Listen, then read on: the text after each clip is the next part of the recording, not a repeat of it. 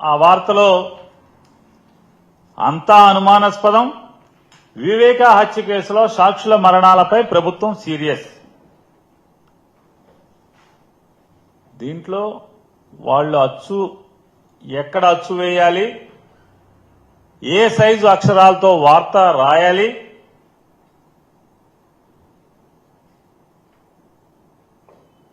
వార్త రిపోర్టింగ్ ఏం చేయాలనేది వారిష్టం. మాకేం అభ్యంతరం లేదు, వైఎస్ఆర్ కాంగ్రెస్ పార్టీ లేదా పేర్ని నాని కూడా ఏం అభ్యంతరం లేదు. కానీ ఆ వార్తల మాటున చిమ్ముతున్న విషం మీదే మా అభ్యంతరం. మీ ఇష్టం, పేపర్ మీది, సొమ్ములు మీయి, అచ్చేసుకోండి. మీ చంద్రబాబు నాయుడు గారు చల్లగా ఉండాలి కాబట్టి ఏం కావాలంటే అది రాసుకోండి. కానీ మాకు అభ్యంతరం వల్ల దాంట్లో రాస్తారు, పరిటాల రవి హత్య కేసులో నిందితులు ఇలాగే మరణించారన్న ముఖ్యమంత్రి. జగన్ నేరపూరిత రాజకీయాలపై అప్రమత్తంగా ఉండాలని మంత్రులకు సూచించాడండి చంద్రబాబు నాయుడు. ఈ తప్పుడు రాతలు, తప్పుడు మాటలు, అతను మాట్లాడినట్టుగా వీళ్ళు తప్పుడు రాతలు రిపోర్టింగ్ చేస్తారు. విషపు రాతల రిపోర్టింగ్. ఇక్కడితో ఆగకుండా దీంట్లో ఏమి వార్త ఉండదు. తగుదనమ్మా అని చెప్పిన ఇంకో ఆయన కూడా తీవ్రంగా పరిగణించాలని చెప్పాడంట. సరే, తీవ్రంగానే పరిగణించండి.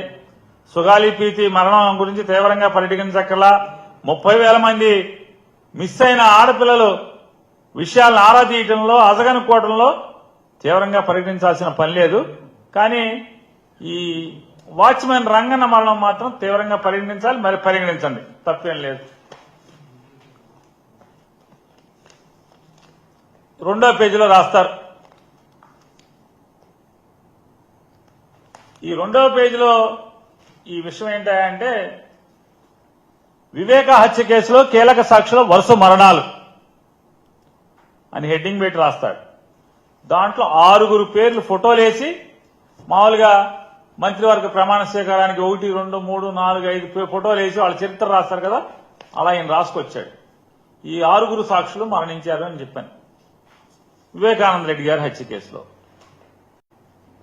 నారాయణ యాదవ్ 50 వయసు, 52 సంవత్సరాలు, జగన్ వాహన డ్రైవర్ కింద హెడ్డింగ్ కింద రాస్తాడు.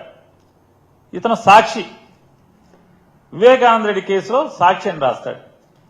ఇంతకన్నా బూటకం, ఇంతకన్నా తప్పుడు రాత. ఇది సాక్షి. నారాయణ యాదవ్ అనే ఆయన సాక్షిగా ఉన్నాడా? కనీసం రిపోర్టింగ్ చేసేప్పుడు చంద్రబాబు దున్నపోతు ఈనిందనగానే వెంటనే రామోజీరావు గారి పేపరు మార్కెట్కి వెళ్లి తాడు కొనుక్కొస్తాకి వెళ్ళారంట. ఏంటి అంటే, దూడ పుట్టింది కదా, వెంటనే మరి దాన్ని కట్టేయాలి కదా, అందుకోసం తాడు కొనుక్కొస్తాకి వెళ్ళిపోయారు. అట్లాగా చంద్రబాబు నాయుడు కేబినెట్లో ఏదో మాట్లాడాడంట, వీళ్ళు రాసేస్తారు వెంటనే వండి వార్చుతాం. నారాయణ యాదవ్ అనే ఆయన రాస్తాడు. వీటి గురించి మాట్లాడదాం. అసలు ఇదంతా ఈ వండి వార్చే విషయం అంతా ఏంటి అంటే, ఈ ఆంధ్ర రాష్ట్ర ప్రజలకి ఏం కొత్త కాదు.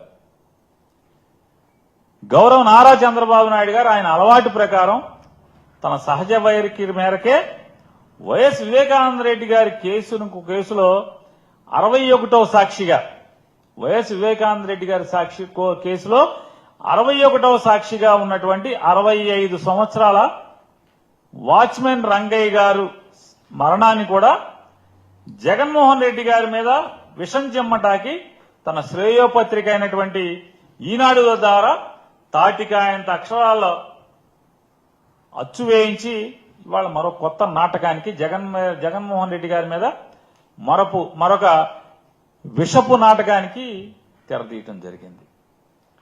చంద్రబాబు నాయుడు గారు నిన్న జరిగినటువంటి రాష్ట్ర మంత్రిమండలి సమావేశంలో వైఎస్ వివేకానంద రెడ్డి గారి వాచ్మెన్ గా పనిచేసినటువంటి మరియు వివేకానంద రెడ్డి గారి హత్య కేసులో 61వ సాక్షి అయినటువంటి రంగన్న గారి మరణం గురించి కేబినెట్ మొత్తం సుదీర్ఘంగా చర్చించడం జరిగింది. ఆ సుదీర్ఘ చర్చల్లో కేబినెట్ మొత్తం సుదీర్ఘంగా చర్చించడమే కాకుండా ఆగమేఘాల మీద డీజీపీ గారిని మంత్రిమండలికి పిలిచి రంగన్న గారి మరణం గురించి కేబినెట్ మొత్తం వాకప్ చేసింది. డిప్యూటీ సీఎం గారితో సహా మంత్రులందరూ కూడా ఈ రంగన్న గారి యొక్క మరణం గురించి డీజీపీ గారి దగ్గర వారి సందేహాలకి సమాధానాలను రాబడుతూ క్షుణ్ణంగా రాష్ట్ర మంత్రి మండలి మొత్తం ముఖ్యమంత్రి దగ్గర నుంచి ఉప ముఖ్యమంత్రి దగ్గర నుంచి మంత్రులందరూ కూడా క్షుణ్ణంగా చర్చించారని చెప్పని వీరి పేపర్లోని రాశారు, శ్రేయోపత్రికలోని రాశారు. అసలు ఈ రాష్ట్రంలో చర్చించడానికి ఏమీ లేవు. ఈ రాష్ట్రంలో రాష్ట్ర ప్రజలకి ప్రభుత్వం చేయాల్సినటువంటి పనులేమీ లేవు, బాధ్యతలేమీ లేవు.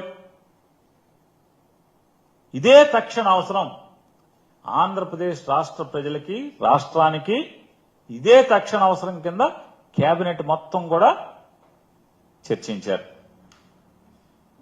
చంద్రబాబు నాయుడు గారు ఎన్నికల్లో ఓటు అడుక్కునేప్పుడు ప్రజలకు ఇచ్చినటువంటి హామీలను అమలు చేయడంలో తన మోసాల నుండి ప్రజల దృష్టిని మరల్చడానికి ఎప్పుడు ఏదో ఒక ఎత్తుగడేయటం అనేది చంద్రబాబు నాయుడు గారికి వెనతో పెట్టిన విద్య.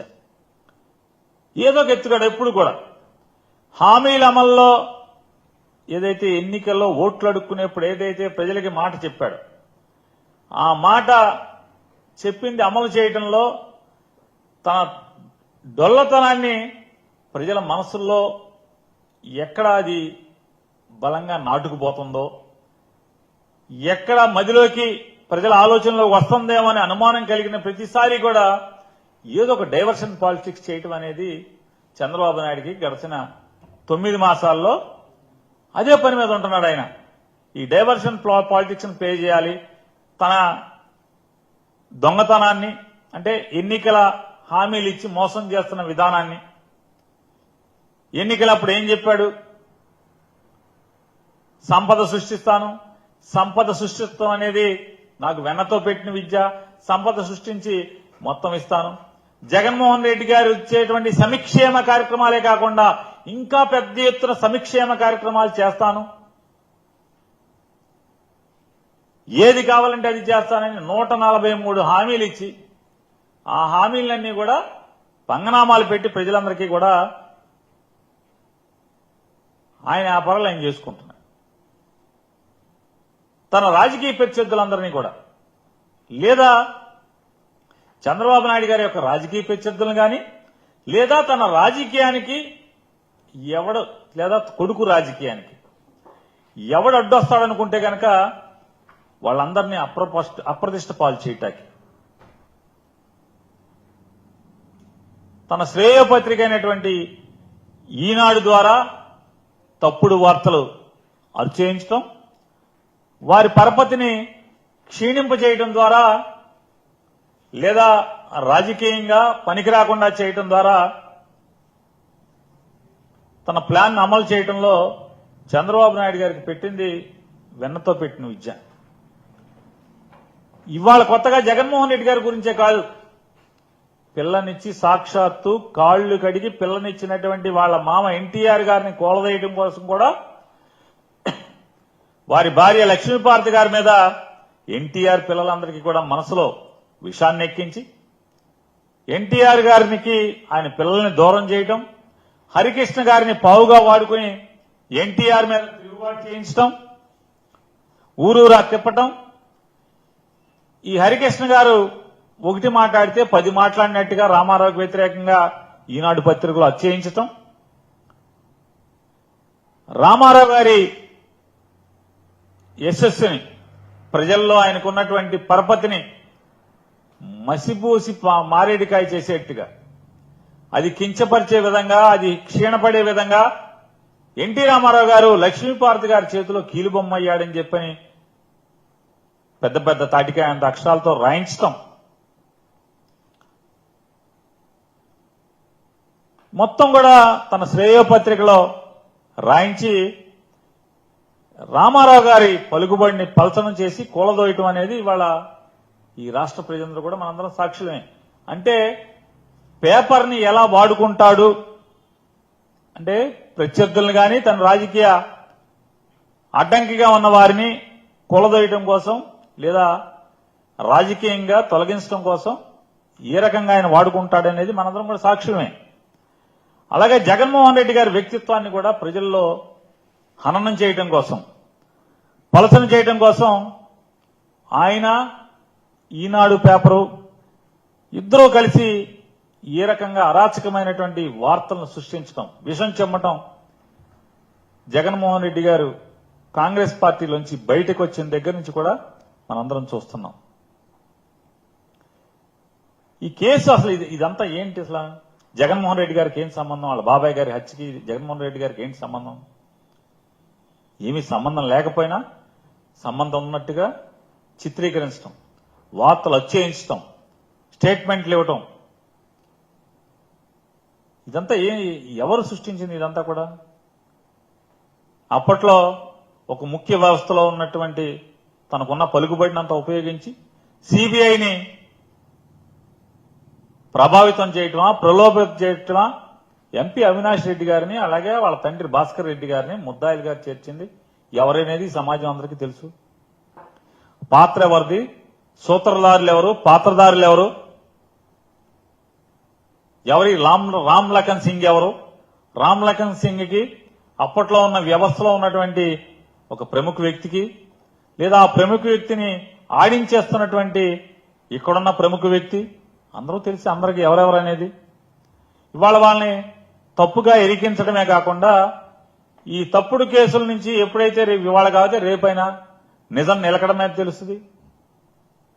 నిజం ఎక్కడికి పోతుంది? రేపు ఈ తప్పుడు కేసుల నుంచి అవినాష్ రెడ్డి గారు కానీ లేదా వీళ్ళు కానీ బయటపడటానికి అవకాశాలు ఎక్కువగా మెండుగా ఉంటాయి. కాబట్టి ఇప్పటి నుంచే ఒకటి డైవర్షన్ పాలిటిక్స్, రెండు విషం చిమ్మి ఎలాగూ వాళ్ళకి సంబంధం లేకపోయినా ఒక ప్రజల్లో ఒక ప్రలోభాన్ని అంటే ఒక అవగాహన అంటే ఓహో ఈ సాక్షులందరూ కూడా చచ్చిపోవటం వల్ల ఈ కేసు పోయిందా అని అనుకోవాలనేటువంటి భ్రాంతి కలగజేసేట్టుగా చంద్రబాబు నాయుడు చేస్తున్నటువంటి ఈ కుట్రని, అలాగే న్యాయ వ్యవస్థలను కూడా ప్రభావితం చేసేట్టుగా ఇంత వార్తలు రాయించటం, సంబంధం లేకపోయినా ఈ రాష్ట్రానికి తక్షణ అవసరం ఉన్నట్టుగా రంగన్న గారి హత్య గురించి కేబినెట్ మొత్తం చర్చించడం, హుటాహుటిన ఆగమేఘాల మీద డీజీపీ గారిని పిలిపించుకోవడం, ఇవన్నీ కూడా తన సహజ శైలిలో చంద్రబాబు నాయుడు గారు చేస్తున్నటువంటి కుట్రలో భాగమే, డైవర్షన్ పాలిటిక్స్ లో భాగమే. ఇవాళ రంగన్న గారి మరణాన్ని కూడా రాష్ట్ర రాజకీయాలకి కేబినెట్ లో చర్చించి వాడుకునేటువంటి పరిస్థితులు మనం చూస్తున్నాం. ఇవాళ ఈనాడు పేపర్లో 6 సాక్షులు మరణించారు, వీరందరూ కూడా ఒక ప్లాన్ ప్రకారం చచ్చిపోతున్నారని చెప్పన్నట్టుగా చిత్రీకరించారు. మొదటి సాక్షి అంట నారాయణ యాదవ్, ఈయన జగన్ గారి డ్రైవర్ అని చెప్పి రాశారు. వాస్తవమే, నారాయణ యాదవ్ గారు జగన్ గారి డ్రైవర్, ఆంతరంగికుడు. ఆయన 2018 సుమారు 2018వ సంవత్సరంలో జగన్మోహన్ రెడ్డి గారు పాదయాత్ర వైజాగ్ కు చేరుకున్న సమయంలో ఆయన తలలో గడ్డలు ఏర్పడటం వల్ల ఆయన అకస్మాత్తుగా అపస్మార స్థితిలోకి వెళ్తే అక్కడి నుంచి ఆయనకి ఎన్ని ఆపరేషన్లు జరిగినాయి, ఎంత వైద్యం జరిగింది, ఆ వైద్యం చేయించింది ఎవరు, చివరికి ఆయన 2019లో ఆయన మరణించిన పరిస్థితి అయితే, రెండోది అసలు ఈ నారాయణ యాదవ్ గారు ఈ కేసులో సాక్షి కానే కాదనేది ఇవాళ కడపలో లేదా వారి కుటుంబ సభ్యులు ఎవరిని అడిగినా కూడా, నారాయణ గారి కుటుంబ సభ్యులను అడిగినా లేదా పోలీస్ రికార్డ్స్ ఒకసారి చూసుకుంటే, మీ సొంతంగా ఒక చిట్టా తయారు చేయకుండా పోలీస్ రికార్డ్స్ అంతా చూసుకుంటే శ్రీ నారాయణ యాదవ్ అయినా సాక్షి కానే కాదని చెప్పినది చెప్తున్నారు ఎవరిని అడిగినా కూడా. ఇవాళ ఇక రెండో ఆయన వాచ్మెన్ రంగయ్య గారి గురించి చివరిలో మాట్లాడుకుందాం, ఎందుకంటే అది లేటెస్ట్ గా మరణించారని చెప్తున్నాడు కదా. ఇకపోతే మూడోది కల్లూరి గంగాధర్ రెడ్డి గారు కీలక సాక్షి. మరణం జూన్ 9, 2022.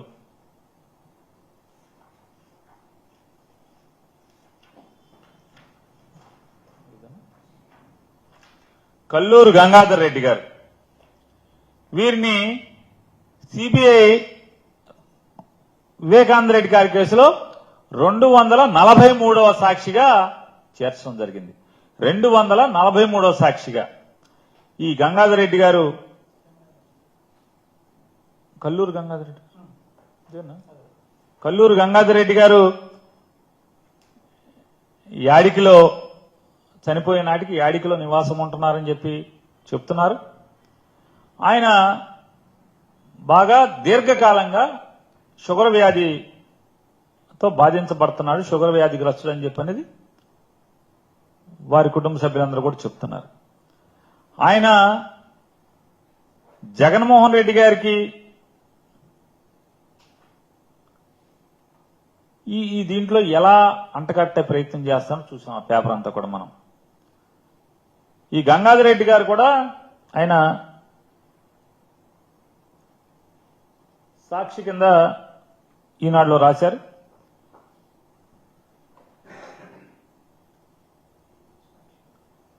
ఈ దాంట్లో ఆయన CBI additional SP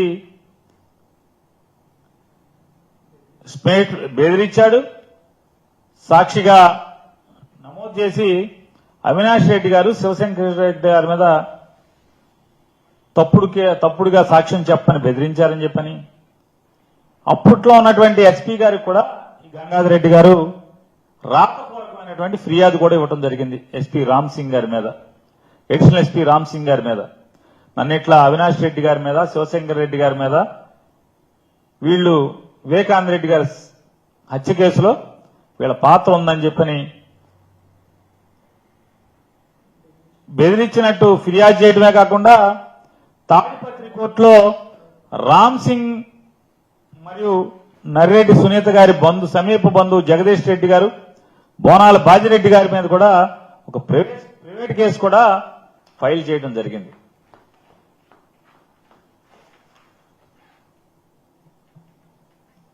private case కూడా ఫైల్ చేయడం జరిగింది.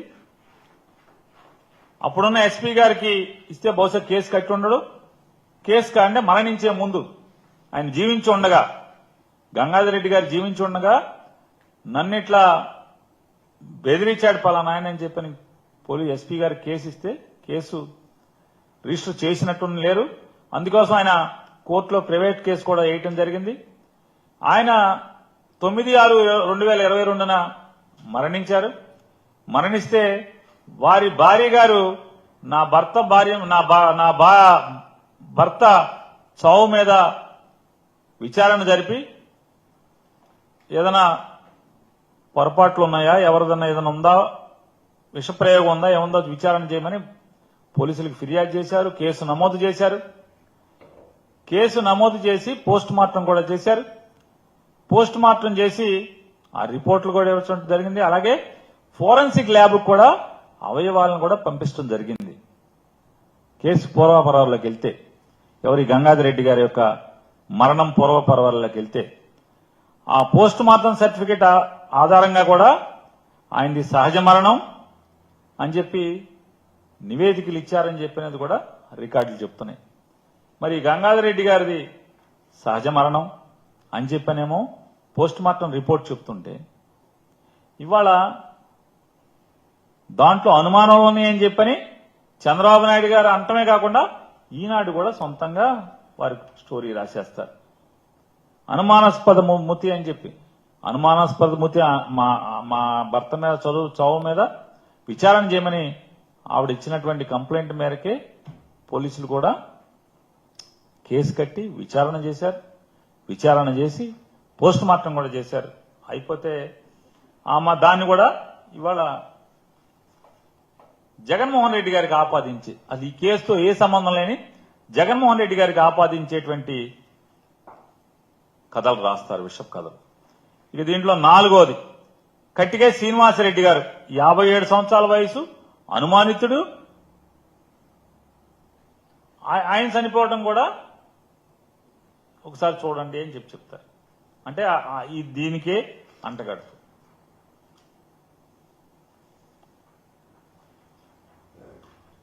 శ్రీనివాసరెడ్డి గారు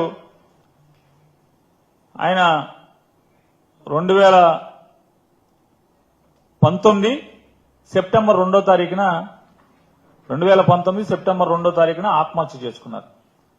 ఈ ఆత్మహత్య చేసుకుంటూ ఆయన ఒక సూసైడ్ నోట్ కూడా రాసి మరణించారు. ఆ సూసైడ్ నోట్లో కూడా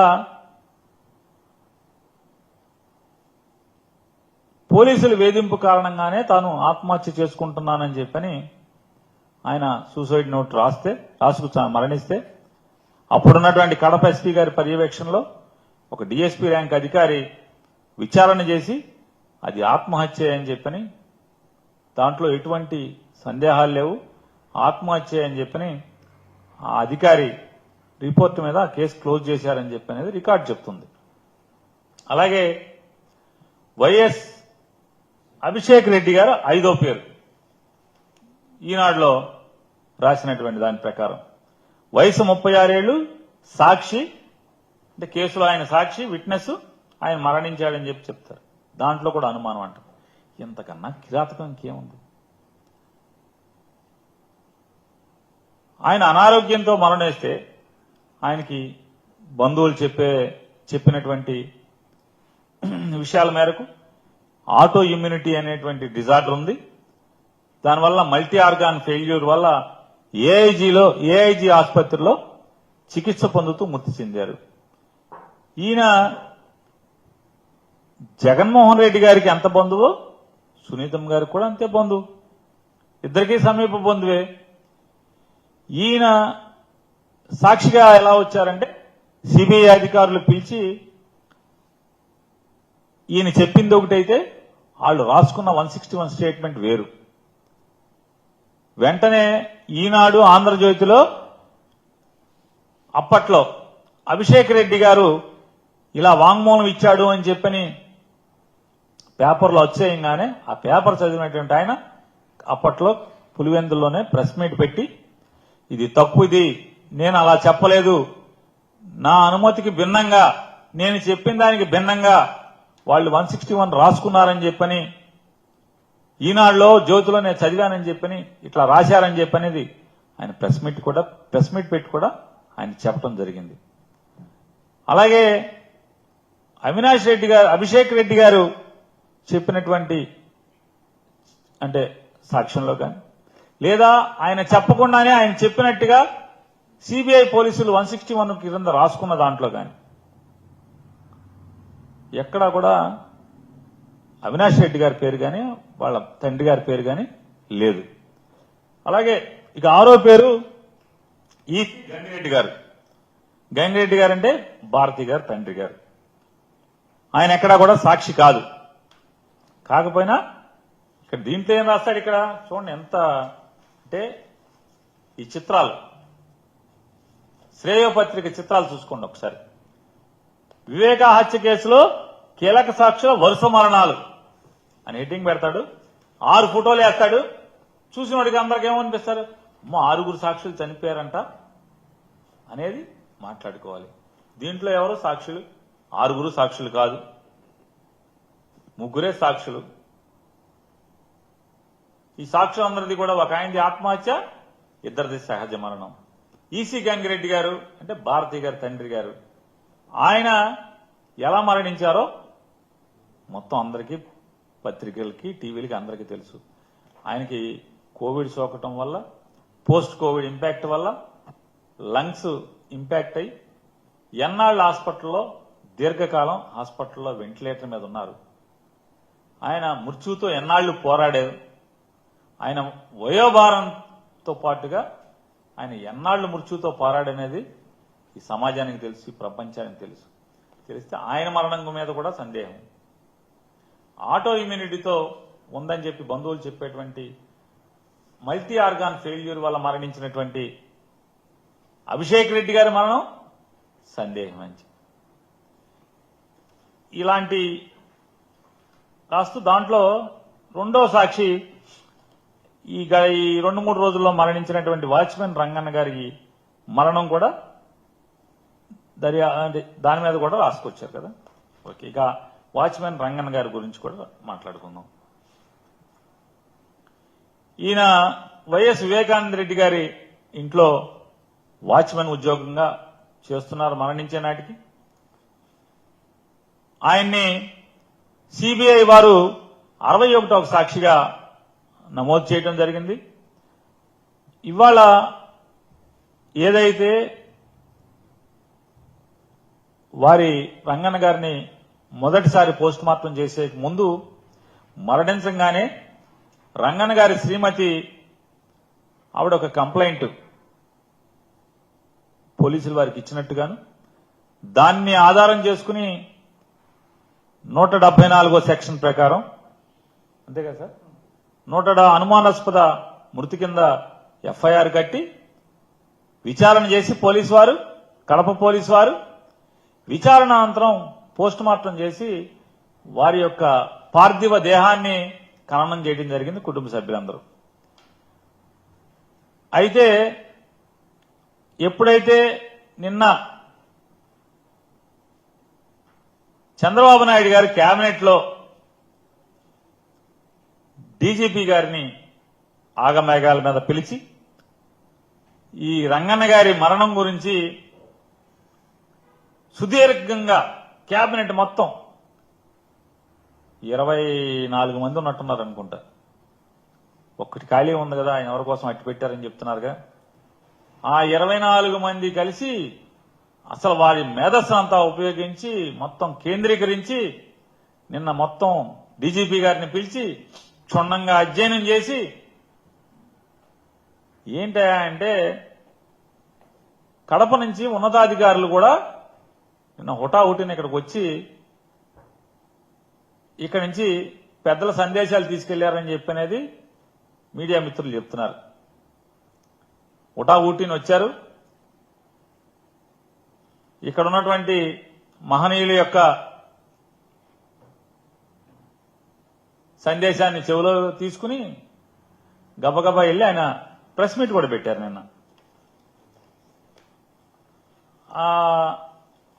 దానిలో ఈ ఈనాడు రాసిన దాని ప్రకారం ఈ రంగన్న గారి మరణం మీద వాళ్ళ భార్య గారే కంప్లైంట్ ఇచ్చారు అని పోలీసు రికార్డు చెప్తున్నాయి. నువ్వు ఉన్నావో పక్కన అంటే నేను పోలీసు రికార్డు మేరకు ఎఫ్ఐఆర్ నమోదైంది. రంగన్న గారి భార్య యొక్క కంప్లైంట్ మేరకు ఎఫ్ఐఆర్ నమోదై క్షుణ్ణంగా పోలీసు విచారణ చేసి పోస్ట్ మార్టం చేసి వారి పార్థివ దేహాన్ని వారికి కుటుంబ సభ్యులకు అప్పచెప్పారు. ఖననం కూడా అయిపోయింది. ఇది ఈయన్ని సాక్షిగా పెట్టిన దగ్గర అప్పటికి వైఎస్ జగన్మోహన్ రెడ్డి గారి ప్రభుత్వమే ఉంది, ఇక్కడ వైఎస్ఆర్ కాంగ్రెస్ పార్టీ ప్రభుత్వమే ఉంది. అప్పుడు మా ప్రభుత్వం ఉండగానే సిబిఐ వారు విట్నెస్ ప్రొటెక్షన్ యాక్ట్ కింద ఉత్తరం రాశారు. అయ్యా, ఈ సాక్షికి పోలీస్ భద్రత కల్పించండి అని చెప్తే జగన్మోహన్ రెడ్డి గారి ప్రభుత్వం 2+2 అంటే 24 గంటలు ఇద్దరు అంగరక్షకులు ఉండేట్టుగా 2+2 నలుగురిని తుపాకీలతో ఉన్నటువంటి 4 గన్మెన్ని ఆయనకి ప్రొవైడ్ చేయడం జరిగింది. రౌండ్ ది క్లాక్ ఎప్పుడు ఇద్దరు గన్మెన్లు ఆయనకు ఉండేట్టుగా. చంద్రబాబు నాయుడు గారి ప్రభుత్వం వచ్చింది, ఈయన ప్రాణాలకి అంత ప్రమాదం లేదు, 2+2 నలుగురు గన్మెన్లు అక్కర్లేదు, 1+1 చాలు, 1+1 చాలు, 1+1 చాలు అని చెప్పనేది ఆయన భద్రతని కుదించిన మాట వాస్తవమా కాదా? ఆయన మరణించేప్పటికీ 1+1 గన్మెన్లు ఉన్న మాట వాస్తవమా కాదా? 2+2 పోయి 1+1 వచ్చింది మీ ప్రభుత్వం వల్ల కాదా? మీరే కదా ఆయనకి 1+1 కుదించి గన్మెన్లు ఇద్దరం చేసి 24 గంటలు ఇద్దరు ఉండేవాళ్ళు, 24 గంటలు ఎప్పుడు నిరంతరం ఒక మనిషి ఒక గన్మెన్ ఉండేట్టుగా చేశారు. మరి అటువంటి ఆయనకి ఇవాళ రంగన్న గారి అంటే 24 గంటలు జగన్మోహన్ రెడ్డి గారి ప్రభుత్వం ఉన్న నాళ్ళు ఇద్దరు అంగరక్షకులు, సాయుధులైన ఇద్దరు అంగరక్షకుల మధ్య బతికినటువంటి ఆయన ఇవాళ చంద్రబాబు నాయుడు గారి ప్రభుత్వంలో ఎవరైతే ఆయన మరణాన్ని అనుమానంగా చూడాలి, ఏదో జరుగుతుంది అని చెప్పినటువంటి ఆయన ప్రభుత్వంలో 24 గంటలు ఒక గన్మెన్ ఉన్నాడు ఆయనకి. మరి 24 గంటలు చంద్రబాబు నాయుడు గారి ప్రభుత్వంలో పనిచేస్తున్నటువంటి గన్మెన్ ఉండంగా ఆయన మరణం ఎలా ప్రభుత్వానికి సందేహం వచ్చిందో నాకు అర్థం కావట్లా. ఎస్పీ గారికి ఎలా సందేహం వచ్చిందో అర్థం కావట్లా. సాధారణంగా ఎవరికైనా సాయుధులైన అంగరక్షకులను ఇస్తే ఆ అంగరక్షకులు వారు శుభ్రంగా పనిచేస్తున్నారా లేదా, అతనితో ఉంటున్నారా లేదా అని నైట్ బీట్ ఎవరికైతే ఉంటుందో నైట్ బీట్ వాళ్ళు చూస్తారు, పగలు కూడా ఇన్స్పెక్షన్ జరుగుతుంది. ఈ మనం అలాట్ చేసినటువంటి గన్మెన్ అంగరక్షకుడు కరెక్ట్ గా ఉద్యోగం చేస్తున్నాడా లేదా, లేకపోతే ఏదైనా జరగకూడదు జరిగితే అందరికీ ఇబ్బంది వస్తుందని చెప్పని ఏ ప్రభుత్వం ఉన్నా ఎవరికి గన్మెన్లు ఇచ్చినా పోలీసు అధికారులు చేసేటువంటి ప్రక్రియ అది. మరి చంద్రబాబు నాయుడు గారి ప్రభుత్వం ఇచ్చినటువంటి గన్మెన్ 24 గంటలు ఉండగా ఆయన మరణం ఎలా అనుమానాస్పదమో మరి ఈ ప్రభుత్వాన్ని నడుపుతున్నటువంటి పెద్దకు వచ్చిందో మనకు అర్థం కాదు. ఆల్రెడీ ఒకసారి విచారణ చేసి మరి ఎస్పీ గారి నాయకత్వంలోనే కదా జిల్లా పోలీస్ అంతా నడిచేది, కడప జిల్లా మొత్తం నడిచేది ఆయన నాయకత్వంలోనే కదా, ఆయన పర్యవేక్షణలోనే కదా. ఆయన పర్యవేక్షణలో ఆయన చేతి కింద ఉన్నటువంటి ఆయన ఆదేశాల మేరకు పనిచేస్తున్నటువంటి పోలీసు అధికారులు రంగన్న గారి మరణాన్ని విచారణ చేసి పోస్ట్ మార్టం చేసి ఆ పార్థివ దేహాన్ని మృతదేహాన్ని ఇంట్లో కుటుంబ సభ్యులకు అప్పచెప్పిన తర్వాత మళ్లీ ఇవాళ హుటాహుటిన ఇక్కడ విజయవాడలో డీజీపీ గారు ఆగమేఘాల మీద కేబినెట్ అంతా పిలిచి డీజీపీ గారిని గట్టిగా మాట్లాడి ఆయన దగ్గర అన్ని విషయాలు తెలుసుకున్న తర్వాత గబగబా మరి ఎవరికి సందేహం వచ్చిందా ఏంటో తెలియదు, మళ్లీ ఆ ఖననం చేసినటువంటి ఆ పూడ్చిపెట్టినటువంటి పార్థివ దేహాన్ని మృతదేహాన్ని మళ్లీ వెలికి తీసి ఇప్పుడు మళ్లీ రీపోస్ట్ మార్టం చేస్తున్నారు. చేసుకోండి, తప్పేం కాదు. అంటే నివేదికలు రాకముందే, సాంకేతిక పరమైనటువంటి నివేదికలు రాకముందే తప్పుడు వార్తలు, విషం చిమ్మేటువంటి వార్తలు వచ్చేయటం, జగన్ గారికి ఆపాదించేట్టు చేయటం. పరిటాల రవి గారి మృతి కూడా ఇలాగే జరిగింది.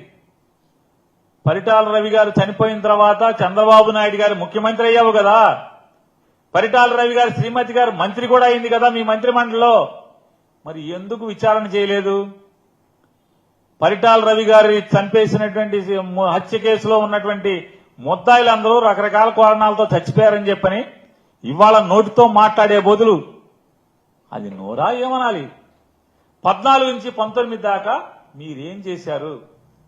చాలాసార్లు జగన్మోహన్ రెడ్డి గారిని మీరు ఊతపదంతో మాట్లాడేవారు కదా, ఏదో ఏదో చేయమని. మరి మీరేం చేయలే? ఎందుకు చేయలే ఆ పని? చంద్రబాబు నాయుడు గారు మిమ్మల్నే 14 టు 19 పరిటాల రవి గారి భార్య శ్రీమతి గారు కూడా నీ మంత్రి మండలిలో ఒక సభ్యురాలు, మీరు ముఖ్యమంత్రి. మరి పరిటాల రవి గారి ఇవాళ ఈ సొల్లు పురాణం ఈనాడులో రాయించుకునే బదులు మీరు ఎందుకు విచారణ చేయలేదు ఆ మరణాల మీద? అంటే మీకు చిత్తశుద్ధి ఉండదు, కేవలం ప్రత్యర్థుల్ని వాళ్ళ యొక్క యశస్సుని ఖననం చేయటం, వారి మీద విషం చెమ్మటం, వారి కీర్తి మీద బురద చెమ్మటం తప్పితే వాటి మీద ఉన్న శ్రద్ధ మీకు దేని మీద చిత్తశుద్ధి ఉండదు. ఇవాళ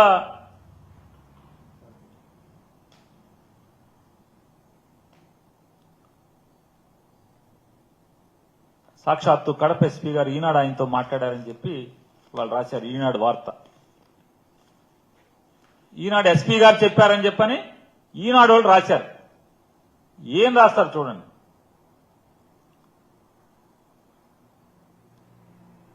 వాచ్మెన్ రంగన్న, డ్రైవర్ నారాయణ. ఇప్పుడు దాంట్లో ఆయన ఏం చెప్పాడు? వివేక హత్య కేసులో సాక్షులు, ఆ సాక్షుల కింద చూడండి పేర్లు రాశారు ఈనాడు పేపర్ అది. Srinivas Reddy, Gangadhar Reddy, Abhishek Reddy, watchman Ranganna, driver Narayana Yadav. నారాయణ యాదవ్ సాక్షి కాదనేమో వాళ్ళ ఇంట్లో వాళ్ళందరూ చెప్తున్నారు, రికార్డులు చెప్తున్నాయి. అలాగే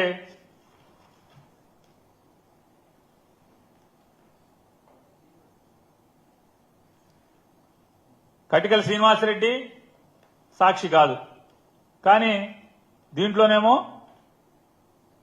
శ్రీనివాసరెడ్డి సాక్షి కింద మీరు రాస్తారు. ఎస్పీ గారు చెప్పాడని రాస్తారు. శ్రీనివాసరెడ్డి అనే అతను సాక్షి అని ఎస్పీ గారు చెప్పాడని రాస్తారు.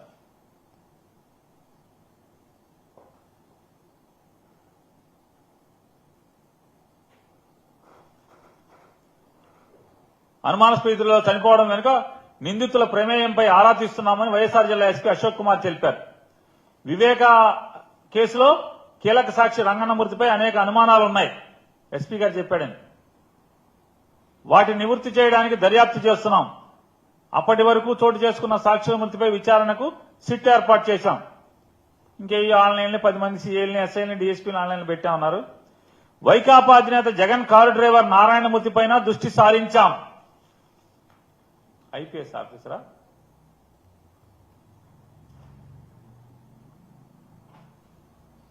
నారాయణ గారు 2019లో చనిపోతే ఆయన మృతి మీద ఈయన వాళ్ళ దృష్టి సారించాడంట. ఈనాడుకి చెప్తా అంట. ఈనాడు రాశారు. మరి ఎస్పీ గారు చెప్పాడు, నాకు తెలియదు. ఎస్పీ గారు చూసుకోండి, మీరు చెప్పారా లేదో.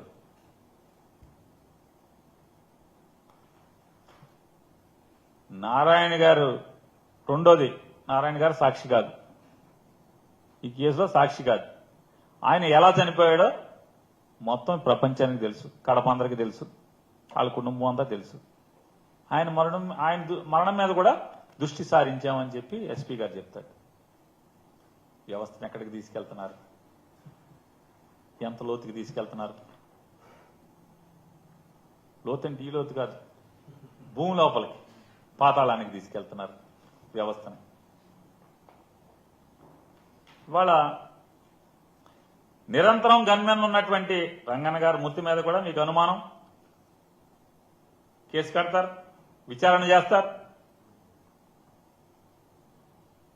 పోస్ట్ మార్టం చేస్తారు, బాడీని అప్పు చెప్తారు, పాతి పెట్టే ఊరుకుంటారు, మళ్ళీ శవాన్ని బయటికి తీస్తారు, మళ్ళీ విచారణ.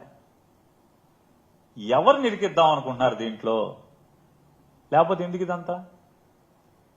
ఎవరు నిరికిస్తారు? ఎవరొకరిని మీకు ఆదేశాలు వచ్చినాయి కాబట్టి వాటిని అమలు చేయడం ఎవరినొక నిరికిస్తా కోసం తప్పితే నాకైతే వేరేగా కనపట్ల. ఇవాళ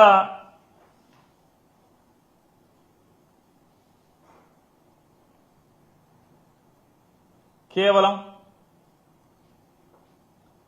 జగన్మోహన్ రెడ్డి గారి మీద 14 లక్షల కోట్లు అప్పు చేశాడు, 14 లక్షల కోట్లు అప్పు చేశాడు, 14 లక్షల కోట్లు అప్పు చేశాడని చంద్రబాబు నాయుడు గారు, పవన్ కళ్యాణ్ గారు, వాళ్ళ అబ్బాయి లోకేష్ గారు, ఎమ్మెల్యేలు పోటీ చేసే పేతోడు మాట్లాడి 10 అన్నారు, తూచి 10 అన్నారు, మళ్ళీ తూచి 7 అన్నారు. చివరికి సాక్షాత్తు ఈ రాష్ట్ర ఆర్థిక శాఖ మంత్రి అసెంబ్లీలో 3 లక్షల కోట్లు అన్నాడు.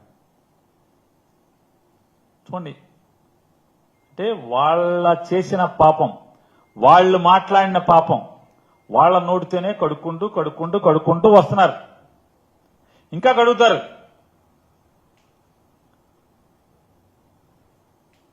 ఎలక్షన్లోనేమో బస్సు ఎక్కండి, నా పేరు చెప్పండి, చంద్రబాబు నాయుడు చెప్పాడని చెప్పండి, నువ్వు పుట్టింటికి వెళ్ళండి, మీ అక్కింటికి వెళ్ళు, మీ అత్తోరింటికి వెళ్ళు, ఎక్కడికి పడితే అక్కడ తిరుగు అనేమో ఎలక్షన్లో చెప్పి, ఇప్పుడేమో కౌన్సిల్లో ఏమంటారు?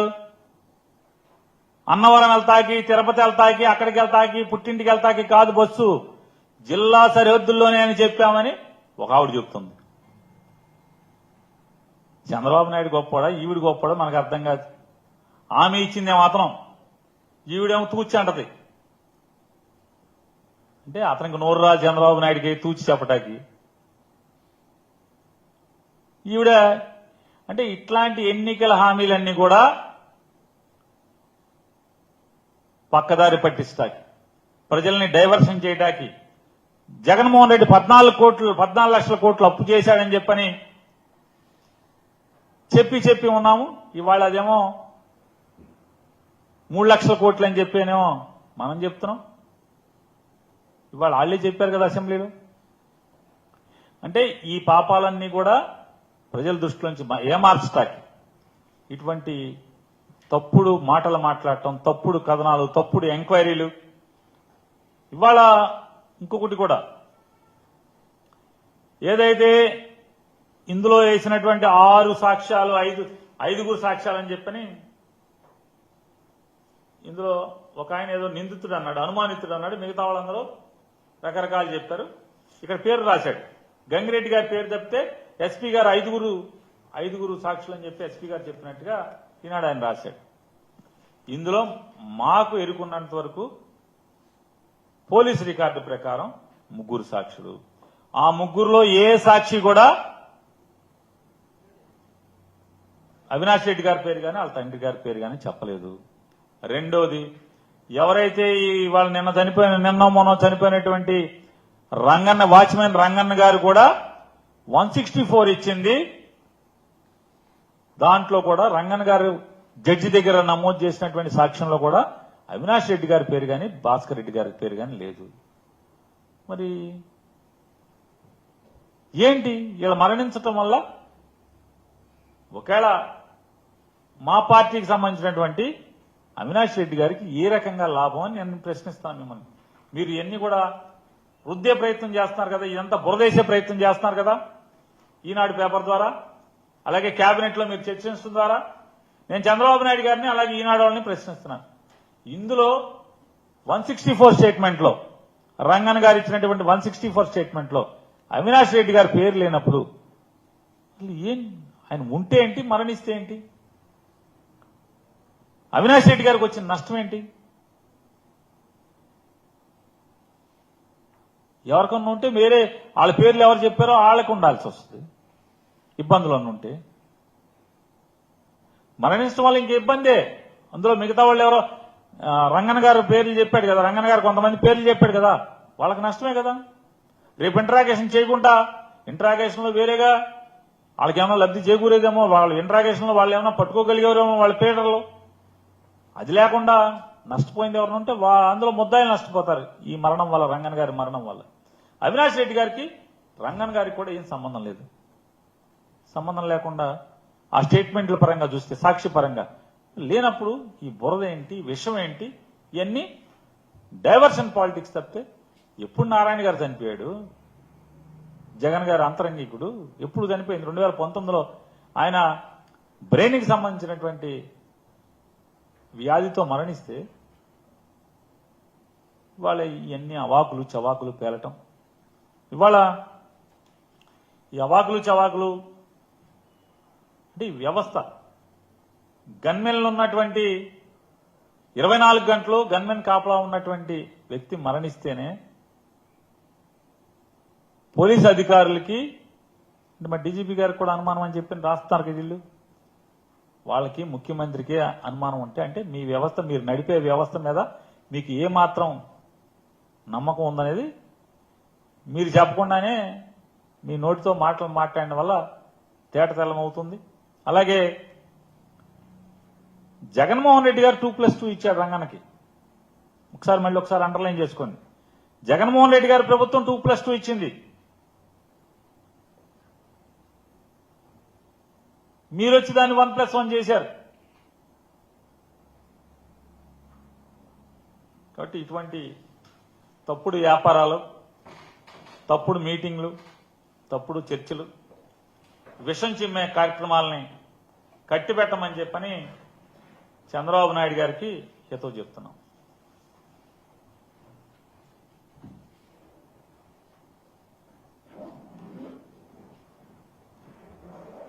మీరేం మాట్లాడుతున్నారు?